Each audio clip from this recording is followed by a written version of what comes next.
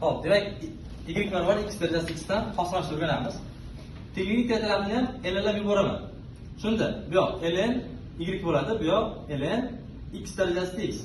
Mana bu x oldiga tushadi. X ln x bo'ldi. Ana tenglik tarafida ham hosil oladigan bo'lsam, y bu joyda ln x bu joyda murakkab funksiya hosilasi bo'ladi. Demak, y hosila taqsim y bo'lib qoladi. Teng bu yoqda hosilasi, ko'paytma hosilasi bo'lib, x hosila ln x qo'shilgan x kara ln x ni hosilasi. Demak, y hosila taqsim y teng x hosilasi ln x bo'ladi, ya'ni 1 bo'ladi uning hosilasi, ln x o'zi qoldi, qo'shilgan x ko'paytirilgan ln x hosilasi 1 taqsim x. 1 taqsim x lar va x lar qisqarib ketdi. Demak, y hosila taqsim y teng ln x qo'shilgan 1 qoldi. Bu yerda y ning qiymati bor boshida, x darajasi x bo'lgan. Buni bu ko'paytirish qo'llataman shunda.